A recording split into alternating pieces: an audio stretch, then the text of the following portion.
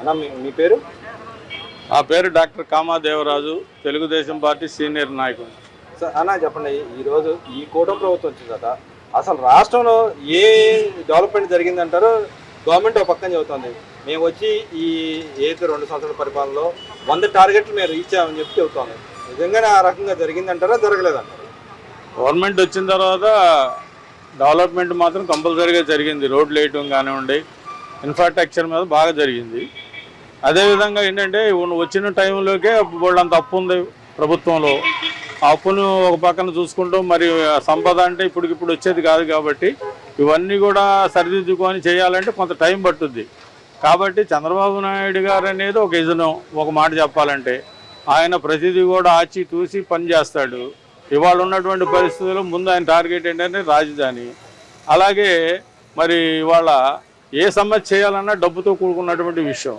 కాబట్టి ఇవాళ ఆర్థికంగా మనం అన్ని రకాలుగా నష్టపోయి ఉన్నాం. కాబట్టి గతంలో ఇవాళ దాన్ని ముందుకు తీసుకెళ్లాలంటే మరి చాలా కష్టపడాల్సి వస్తుంది. కాబట్టి ఇవన్నీ కూడా సక్రమంగా దిద్దుకుంటే ఇంకా భవిష్యత్తులో ఇంకా బాగా జరుగుద్ది ఈ గవర్నమెంట్ ద్వారా. అంటే ఇక్కడ నిన్న చంద్రబాబు నాయుడు గారు మీ కలెక్టర్ సమావేశంలో గత గవర్నమెంట్ చేసిన తప్పుల గురించి ఆయన చెప్తూనే ఇంకో పక్కన గతంలో చేసిన అప్పుల గురించి కూడా ప్రస్తావించడం జరిగింది. దాంట్లో 9 లక్షల కోట్లు పైన అప్పు జరిగిందని ఆయన కరాఖండి చెప్పడం జరిగింది. కానీ వీళ్ళు వైసీపీ నాయకులు మా అప్పుడు 6 లక్షల కోట్ల కంటే అవ్వలేదు, మేము చేసి 3 లక్షల కోట్లు అని చెప్పంటున్నారు. ఏది నిజమంటారు? ఏది నిజమైనా అది కాగితాలు చంద్రబాబు గారు చెప్పారు కాబట్టి వాస్తవాలు అయితేనే చెప్తాడు కాబట్టి అదే నిజమని మేము చెప్తాం తప్ప వాళ్ళు ఏదో చెప్పారని అట్ట మేము నమ్ముతాం దానికి. అది వాళ్ళు ఉన్నప్పుడు చెప్పుకోవాల్సింది పోయి వాళ్ళు ఉన్నప్పుడు ఎప్పుడు చెప్పుకోలేదు కదా. మేము ఇంత అప్పు చేసాం, మేము ఇంతే చెందాం అనేది. తెలుగుదేశం గవర్నమెంట్ వచ్చిన తర్వాత వాళ్ళు ఎంత అప్పు చేశారనేది తెలుగుదేశం గవర్నమెంట్ చెప్పింది. అంతే తప్ప ఇవాళ మేము చేయలేదంటే అట్ట కుదురుద్ది. అంటే ఈ గవర్నమెంట్ కూడా అప్పులు చేసి ఏ పథకాలు ఇవ్వట్లేదు, ఓన్లీ వాళ్ళు జేబులు వేసుకుంటారని చెప్పి మాట్లాడుతూ ఉన్నారు. తప్పదండి. ఇప్పుడు అభివృద్ధి చేయాలి ఒక పక్కన. ఆయన అంటే అభివృద్ధి చేయడంలో కొంత కొరత ఉంది ఆయనకి గతంలో ఉన్నప్పుడు. చంద్రబాబు గారు రోడ్లు కానీ అన్ని కూడా ఇన్ఫ్రాస్ట్రక్చర్ విషయంలో ముందు పర్ఫెక్ట్గా ఉంటాడు. ఇవన్నీ ఉంటే కదా రోడ్లు బాగుంటాయి. మనం ఎంతమంది వెళ్ళినా ఏం చేసినా కూడా దానివల్ల అందరికీ ఉపయోగం ఉంటుంది. పథకాల వల్ల కొంతమందికి ఉపయోగం ఉంటుంది. పథకాలు కూడా అన్నీ ఇవ్వడానికి మరి తల్లికి వందనం కూడా పోయినసారి ఇచ్చాడు. ఇచ్చిన దాంట్లో కూడా ఏంటంటే కొంత అప్పులతో కూడుకున్నటువంటి ఆయనకి ఏమిటంటే అప్పు చేయాలన్నా కూడా ఇబ్బంది పడుతున్నాడు చంద్రబాబు గారు. నిజంగా జగన్ గారి లాగా అయితే వాటికి మొత్తం అప్పులు చేసి దాదాపు 10 లక్షల కోట్లు 15 లక్షల కోట్లు అప్పులు చేసి అందరికి ఇచ్చేవాడు ఈ పాటికి. కానీ ఈయన అప్పు చేయాలంటే భయపడతాడు. కాబట్టి అప్పు చేయాలి. ఎందుకు భయం అంటారు ఆయనకి? అంటే రాష్ట్రం ఇంకా ఉన్న ముందు ఇంకా దేనికి పనికిరాకుండా పోతుంది కదా. ఆకలితో అలమటించాల్సిన పరిస్థితులు ఏర్పడతాయి. కాబట్టి ఆ పరిస్థితి రాకూడదంటే కొంతవరకు తగ్గించుకొని చేస్తున్నాడు. అంటే ఆయన అంటున్నాడు కదా, జగన్మోహన్ రెడ్డి గారు వచ్చేది నేను వచ్చి మళ్ళీ నేను పోస్తా అని చెప్పి అంటా ఉన్నాడు. మరి పంచాలకు కావాలంటారా, అభివృద్ధి సంక్షేమం 2 కావాలంటారా? అభివృద్ధి కావాలి, సంక్షేమం కావాలి, 2 కావాలి.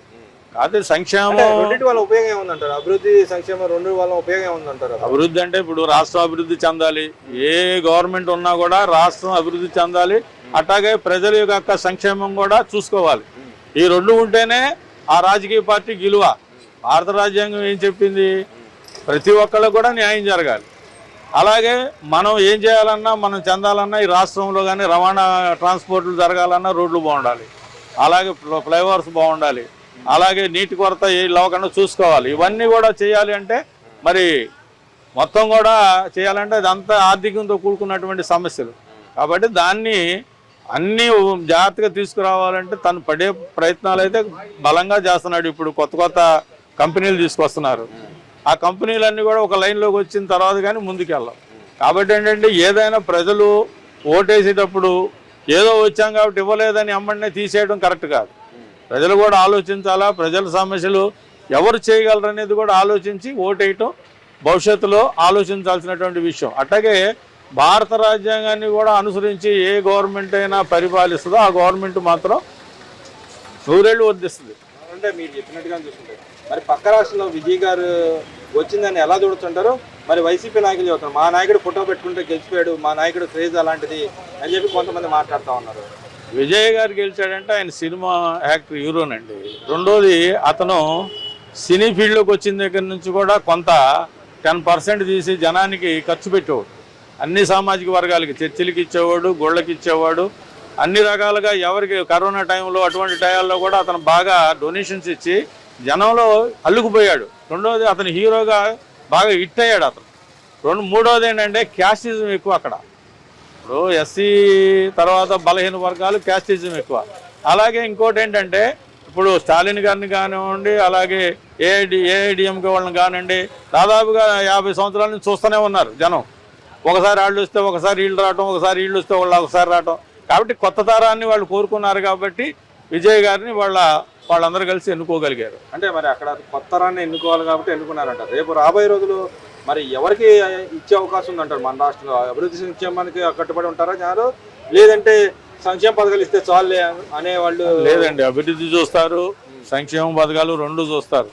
ఇవాళ అభివృద్ధి అయితే బాగా జరుగుతుంది. సంక్షేమ పథకాలు కూడా అనుకున్నాయని కొన్ని ఇవ్వలేకపోయినా కూడా అవి జనాన్ని అర్థం చేసుకున్నారు ఎందుకు ఇవ్వట్లేదు ఏంటనేది. ఇప్పుడు అప్పులు చేసి ఎంతవరకు ఇస్తారు? దానివల్ల ఏమవుద్ది, రాష్ట్రం అట్టడిగిపోద్ది. ప్రజలు కూడా మరి కరువుతో బాధలు పడాల్సిన పరిస్థితులు కూడా ఏర్పడతాయి. కాబట్టి చంద్రబాబు నాయుడు గారు ఆలోచించేది ఏంటంటే సాధ్యమైనంత వరకు ఏదో ఒకటి రకంగా సంపద సృష్టించి ఇవ్వాలనే ఆలోచన తప్ప ఆయనకి ఇవ్వకూడదనేది ఎక్కడా లేదు ఆయనకి. కాబట్టి భవిష్యత్తులో అన్నీ ఇస్తాడు. ఎలక్షన్ లోపల మొత్తం మళ్ళీ ఎలక్షన్ వచ్చే లోపల అందరికీ మళ్ళీ చేయగలడు. ఆయనకి ఆ సమర్థత ఉంది. అలాగే ఈ లోపల కంపెనీలు కూడా తీసుకొస్తున్నాడు. కాబట్టి మరి మీరు కంపెనీ తీసుకొస్తున్నారు కాబట్టి ఇక్కడ చంద్రబాబు నాయుడు గారు చెబుతాను, రోజుకో కంపెనీ, వారానికి ఒక ఎంఓయు, నెలకి 10 కంపెనీలు అని మాట్లాడుతుంది. నిజంగానే ఆ రకంగా రావడానికి గల కారణాలు ఏంటంటారు? గవర్నమెంట్ అలాంటి ఇనిషియేటివ్ ఏం తీసుకుందంటారు? ఆ గవర్నమెంట్ వాళ్ళకి వచ్చే వాళ్ళకి ఏం భరోసా ఇచ్చిందంటారు? గవర్నమెంట్ రాయితీలు ఇస్తుంది కదా. ఇప్పుడు ల్యాండ్ ఇస్తున్నారు, అలాగే కరెంటు, అన్ని విషయాల్లో కూడా కొన్ని రాయితీలు ఇస్తున్నారు.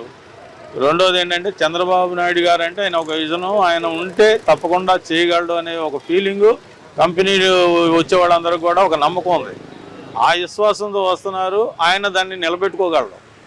కాకపోతే పరిస్థితులు ఏంటంటే జనం కూడా అర్థం చేసుకోవాలి. 4-5 సంవత్సరాలు అవగానే ఇంకొకరిని తీసుకొచ్చుకున్న లెక్కనైతే ఈ రాష్ట్రం ఎప్పుడు కూడా అదే గతిపాలలోనే ఉంటుంది. అంటే ఇక్కడ మా నాయకుడు తీసుకొచ్చింది గొప్ప, మా నాయకుడు తెచ్చి వీళ్ళు చెప్పుకుంటా ఉన్నారు అని చెప్పి మాట్లాడతాం. ఇది సహజం అండి. రాజకీయాల్లో ఏ పార్టీ అధికారం ఉన్నా ఆ పార్టీ మీద ప్రతిపక్షం బురద జల్లటం అది సహజం. అది సహజం. ఏ పార్టీ ఉన్నా కూడా. ఇవాళ ఆ పార్టీ అనే కాదు, ఈ పార్టీ అనే కాదు. కాబట్టి విమర్శలు, ఆత్మవిమర్శలు ఇవన్నీ ఉంటాయి. అవి ఉంటేనే సరైనటువంటి రాజకీయ పార్టీకి విలువ ఉంటుంది. ఇవాళ నన్ను విమర్శించాడని నేను బాధపడకుండా దానికి అసలు ఆల్టర్నేట్ నన్ను ఎందుకు విమర్శించాడనేది ఆలోచించుకొని ముందుకెళ్తే తప్పకుండా విజయాన్ని పొందుతాడు. అంటే ఆ లక్షణాలు వైసీపీ పార్టీలో ఉన్నాయంటారు? అసలు వైసీపీ పార్టీయే కదండి. ఇవాళ వైసీపీ పార్టీ చేసినటువంటి అరాచకాలను దృష్టిలో పెట్టుకునే కదా తెలుగుదేశం పార్టీ కూడా ఇవాళ గట్టిగా చర్యలు తీసుకుంటుంది. డిపార్ట్మెంట్ పరంగా కానివ్వండి, చట్టపరంగానే ఎందుకు తీసుకుంటుంది ఇవాళ ఆ రోజున కొంతమంది వైసీపీ నాయకులు చంద్రబాబు గారిని తన వయసును చూడకుండా, తన ఉన్నటువంటి నాయకత్వాన్ని చూడకుండా ఇష్టం వచ్చినట్లుగా బూతులు తిడితే కనీసం జగన్మోహన్ రెడ్డి గారు కనీసం ఏం చేయాలి? అతను తండ్రి లాంటి వాడు, అయ్యా పెద్దవాడు, అతన్ని గౌరవించండి, మీరు అతను తిడతానికి వీళ్ళు, తిడితే మాత్రం నేను ఊరుకోనని ఆయన హెచ్చరించుంటే వాళ్ళు ఇంకొక రకంగా ఉండేది. ఆయనకు కూడా ఒక విలువ పెరిగేది. అలా కాకుండా వీళ్ళు తిడుతుంటే ఆయన నవ్వటం, దీనివల్ల ఏంటంటే ప్రజల్లో కూడా చాలా వరకు నష్టం జరిగింది ఆ పార్టీకి. మరి ఇక్కడ చూసుకుంటే ఇవాళ కరెంటు ఛార్జీల విషయంలో కూడా true down charges second time announce చేయడం జరిగింది. ఆ వచ్చిన ట్రూ డౌన్ ఛార్జెస్ని జనాలు పంచాలని చెప్పి అడుగుతున్నారు వైసీపీ వాళ్ళు. అది ఆలోచిస్తుంది, ప్రభుత్వం ఆలోచించాలి కదా. ఇప్పుడు పార్టీ, ఇప్పుడు అది మనం చెప్పేది కాదు, అది ప్రభుత్వం, పోలిట్ బ్యూరో ఉంది, దీనికి ఆలోచించి. ఇక్కడ విద్యుత్ సంస్థలకు సంబంధించిన దాంట్లో బయట బాహ్య ప్రపంచంలో చూస్తేనా విపరీతమైన రేట్లు పెరిగిపోయినాయి. ఆయిల్ కంపెనీ నుంచి ఆయిల్ కానీ గ్యాస్ కానీ రేట్లు పెరిగినా ఉంది. ట్రూ అప్ ఛార్జెస్ ఏమో డౌన్ అవుతా ఉంది. గతంలోనే ఆయన ఉన్న టైంలో 7-8 సార్లు 10 సార్లు పెరిగిన పరిస్థితి ఉంది. ఇప్పుడు ట్రూ డౌన్ అవడానికి కారణం ఏంటంటే మరి వీళ్ళు పంచమని ఆయనకి హక్కు ఉందంటారా? వాళ్ళ టైంలో పెంచుకుంటూ పోయారు. ఈ గవర్నమెంట్ అయితే పెంచినట్టు చెబుతా ఉన్నారు. పంచమని హక్కు అయితే ఉంది, కానీ వాళ్ళు అడిగేంత ఇది లేదు. వాళ్ళు అడగాల్సినంత అవసరం లేదు. చంద్రబాబు గారికి తెలుసు ఎప్పుడు పంచాలో, ఎప్పుడు ఏం చేయాలో, ఇవన్నీ కూడా ఆయనకి తెలుసు. మీరు చెప్తే చేయాల్సిన అవసరం లేదు. ఎందుకంటే అదేదో ఉంటే మీరే చేసేవాళ్ళుగా. మీరు చేయకపోగా వాళ్ళు చంద్రబాబు గారు చేయట్లేదంటే అది సిగ్గుచేటు, అది కరెక్ట్ కాదు. చంద్రబాబు గారికి ఎప్పుడు ఎలా ఉండాలో తెలుసు, ఎప్పుడు చేయాలో తెలుసు, ఎప్పుడు ఈ ప్రజలకి ఏం చేయాలనేది కూడా అన్నీ తెలుసు. ఆయనకి తెలియదేం కాకపోతే ఉన్నటువంటి పరిస్థితుల్ని చక్కదిద్దుకున్న తర్వాత చేస్తాడే తప్ప ఏమి లేకుండా ఏం చేయగలడు? ఎవరైనా ఏమీ చేయలేరు. కాబట్టి ముందు మంచి భవిష్యత్తు ఉంటుంది రాష్ట్రంలో. చంద్రబాబు గారు ఒక మంచి స్థాయికి తీసుకెళ్తాడు ఈ యొక్క ప్రభుత్వాన్ని. అందరూ కూడా అప్పుడు ఆలోచిస్తారు. ఎందుకంటే ఇవాళ కొన్ని చేయకపోవచ్చు, అవి నిదానంగా జరుగుతాయి. అంటే జగన్మోహన్ రెడ్డి సాక్షాత్తు జగన్మోహన్ రెడ్డి విమర్శిస్తా ఉన్నాడు, ఈ గవర్నమెంట్ వచ్చిన పని అయిపోయింది, ఏం చేయట్లేదు, నేను ఎక్కాల ఆ తొందర దేనికంటారు అసలు? జగన్మోహన్ రెడ్డికి రాజకీయ పరిజ్ఞానం లేదు సార్. ఎందుకంటే ఆయన రాజశేఖర రెడ్డి గారు కుమారుడిగా వచ్చాడు, తనకి ఒక ఇమేజ్ వచ్చింది, గెలిచాడు, అధికారంలోకి వచ్చాడు. తనకి సమిష్టి ఆలోచన అంటే ఏందో తెలియదు, తను ఒక్కడే నిర్ణయాలు తీసుకుంటాడు. పార్టీలో కూడా కమిటీలు ఉన్నా ఏమున్నా కూడా కేవలం వాళ్ళు మామూలుగా దిష్టి బొమ్మల్లాగే. కానీ వాళ్ళు చంద్రబాబు గారు ఇప్పుడు ఏదైనా సమస్య వస్తే పోలిట్ బ్యూరోని చర్చించి దాంట్లో అందరు కలిసి నిర్ణయం తీసుకొని దాన్ని అప్పుడు బయటికి చెప్తాడు. కానీ జగన్మోహన్ రెడ్డి తత్వం అది కాదు. ఆయన కేవలం ఏక నిర్ణయాలు తీసుకుంటాడు, అందుకే అతను ఫ్లాప్ అవుతున్నాడు. ఎప్పుడు కూడా రాజకీయ నాయకుడు మరి ఫ్లాప్ అయినట్టే కదా. ఏక నిర్ణయాలు తీసుకుంటే ఎవరైనా ఫ్లాప్ అవుతారు. చంద్రబాబు కూడా, నాయుడు గారు కూడా ఏక నిర్ణయాలు తీసుకుంటారు అనుకోండి, ఆయన ఫ్లాప్ అవుతాడు. ఎవరైనా ఏక నిర్ణయాలు తీసుకుంటే మెయిన్ స్థానంలో ఉన్నటువంటి వ్యక్తులు అట్టర్ ఫ్లాప్ అవుతారు. ఎందుకంటే ఆయన ఉన్నప్పుడు అందరూ సాగవచ్చు, ప్రతి వాడు కూడా తిట్టుకుంటాడు. ఏంటంటే మనకు కనీసం చెప్పకుండా ఆయన నిర్ణయాలు తీసుకున్నాడు, ఇది కరెక్ట్ కాదు కదా అని 10 మంది చర్చించుకుంటారు. అదే పోలిట్ బ్యూరోలో చర్చించే, లేకపోతే మంత్రివర్గంలో చర్చించే ప్రభుత్వం నిర్ణయం తీసుకుంటే, పార్టీగా నిర్ణయం తీసుకుంటే, అందరు సమక్షంలో తీసుకుంటే అందరు సమర్థిస్తారు. మరి ఇక్కడ మనం చూసుకుంటే రాబోయే రోజుల్లో ఎవరికి ఓటేసే అవకాశం ఉంది, దేనికి ప్రిఫరెన్స్ ఇస్తారని మీరు భావిస్తున్నారు? ప్లస్ వాగ్దానాలు చూసి కూడా ఓట్లు వేసే అవకాశం ఎంత మాత్రం ఉందని మీరు భావిస్తున్నారు? ఈ భవిష్యత్తులో నాకు తెలిసి వాగ్దానాలకు అంత విలువ ఉండదండి. ఎందుకంటే వాగ్దానాలు ఒక్కటే సరిపోదు, రాష్ట్ర అభివృద్ధి కూడా కావాలి. అలాగే రాష్ట్ర ఖజానాన్ని కూడా పెంచాలి. ఈ రాష్ట్రంలో కరువు లేకుండా చూసుకోవాల్సిన అవసరాలు ఎన్నో ఉన్నాయి. ఇవాళ అన్నీ ఇచ్చుకుంటూ పోతే రేపు పొద్దున్న ఏ ప్రభుత్వం కూడా చేయలేదు. భవిష్యత్తులో అన్నీ మేము ఇస్తామని చెప్పి చేయడం కష్టం అవుద్ది. ఎందుకంటే సంపద అనేది వస్తే దానికంటే ఎక్కువ ఇస్తారు, ఏం చేసుకుంటారు ఆ డబ్బుని? సంపద అనేది రావాలిగా. ఇప్పుడు ఎంతకాలం అని ఎన్ని కోట్లని అప్పు చేస్తారు, ఎన్ని లక్షల కోట్లు అప్పు చేస్తారు. కానీ చంద్రబాబు గారికి అప్పు చేయడం ఇష్టం లేదు, కానీ తప్పట్లా. ఎందుకంటే వాళ్ళు ఉన్నటువంటి పరిస్థితులు అటువంటి. ఎంతైనా ముందు ఆ కుటుంబాన్ని పోషించాలంటే ఎంతో కొంత అప్పు చేయకపోతే పస్తులైతే ఉండలేరు కదా. కాబట్టి దాన్ని దృష్టిలో పెట్టుకొని డెఫినెట్గా ముందు భవిష్యత్తులో తెలుగుదేశం పార్టీ కూటమి మంచి పనులు చేస్తుంది, ప్రజలను మెప్పిస్తుంది కూడా, దాంట్లో ఎటువంటి సందేహం లేదు.